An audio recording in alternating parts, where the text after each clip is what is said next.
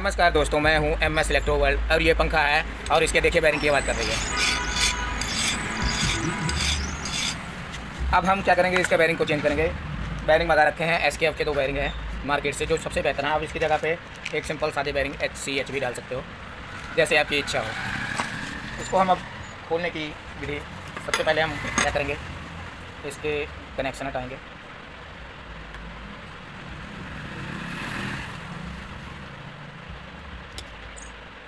ये इधर से ये पंखा ओरिएंट कंपनी का पंखा है, बहुत ही सुंदर और टिकाऊ पंखा। आज ये करीब 12 साल बाद ही खुला है। ना इसमें ग्रीसिंग की ज़रूरत पड़ी है और ना बाइंडिंग में कोई प्रॉब्लम हुई है। तो आज पहली बार ये पंखा खोल रहे हैं, देखते हैं अंदर से क्या हो रहा है, बैरिंग कैसे निकल रहे हैं।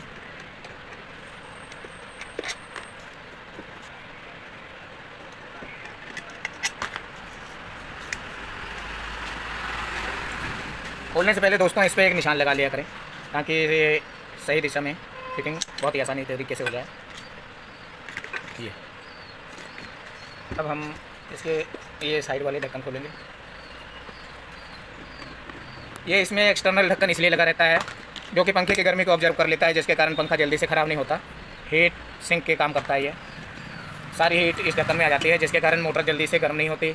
और गर्म नहीं होती तो इसका क्या होता है कि जो ग्रीसिंग है वो सूखती नहीं है। ग्रीसिंग नहीं सूखेगी तो बैरिंग ज़्यादा दिन चलेंगे। इसीलिए 10 साल बिना रुके बिना थके ये पंखा चलता रहा। ये लो, ये हीट सिंक का काम करता है और ये मोटर बिल्कुल नवी की तरह बनी हुई है।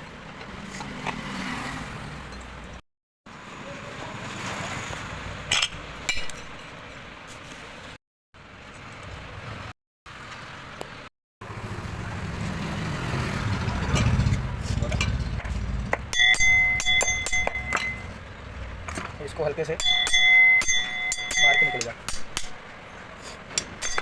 निकल गया। अभी दोस्तों इसका स्प्रिंग ये ध्यान से संभाल के रखना है, इसका बहुत ही महत्व है जो पंखे की लाइफ को बढ़ाता है। इसके बैरिंग पूरे ख़राब हो चुके हैं, तो हम ये बैरिंग आपको दिखाएंगे कि कैसे निकलता है पाउच। इसके लिए हम ये कूलर का काम करेंगे। ये कूलर यूज में लेंगे तो इसमें ये डाल करके पत्ती डाल देंगे।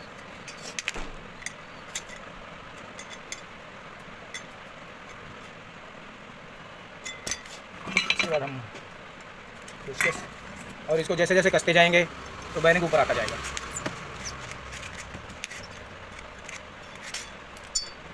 बड़ी आसानी तरीके से बैरिंग बाहर आ गया। ठोका ठाकी करने से क्या होता है कि ये कभी टूट जाता तो काम खराब था। इसी तरह ही हम ये दूसरा बैरिंग भी निकाल लेंगे।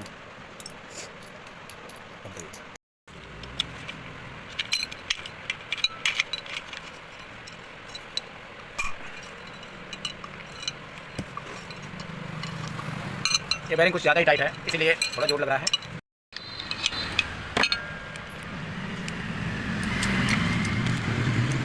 अभी हमारे दोनों बैरिंग बाहर आ चुके हैं। अब हम लेते हैं SKF कंपनी के अच्छे बैरिंग। अभी हम क्या करेंगे, ये बैरिंग है और ये बैरिंग इसके हम पहले फिक्स कर लेंगे। ओके, अब ये चीज़ हम ये दूसरे वाले में भी फिक्स कर लेंगे।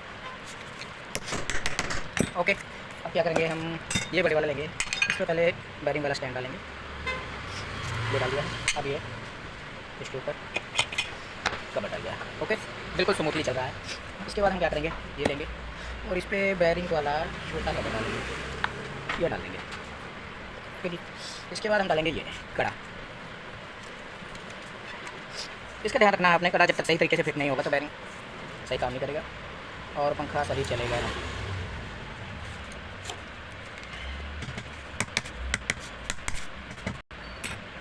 इसके बाद सबसे ज़रूरी बात ये स्पेसर, बैरिंग और पंखे में स्पेस बना के रखता है, ये डालना बहुत ही ज़रूरी है। ये हमने इसमें फिट कर दिया है।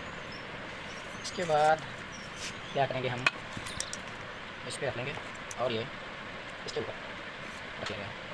अब हम इसको बंद करेंगे, सारे पेज बराबर टाइट कर देंगे।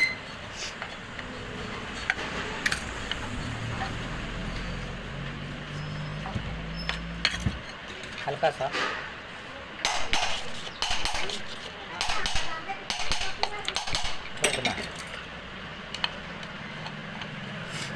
ताकि पंखे सही तरीके से अपनी जगह पे बैठ जाए।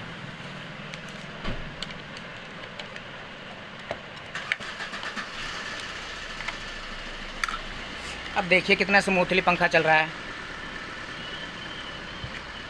इसके बाद में हम ये ढक्कन लगा लेते हैं टापा इसमें रख के, उसके बाद आपको बताते हैं।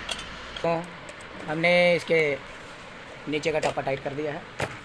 टाइट करते समय ये निशान का खास ख्याल रखा गया था, जो कि हमारे काम आया बहुत अच्छे से। अब ये चालू करने से पहले सबसे पहले हम ये तीनों लीड हम अच्छे से चेक करेंगे कनेक्शन आ रहा है कि नहीं आ रहा है। मेन वाइट एक तार से, तीनों तार स्पार्किंग हो रही हैं तो ठीक है। इसके बाद में ये कैपेसिटर का कनेक्शन,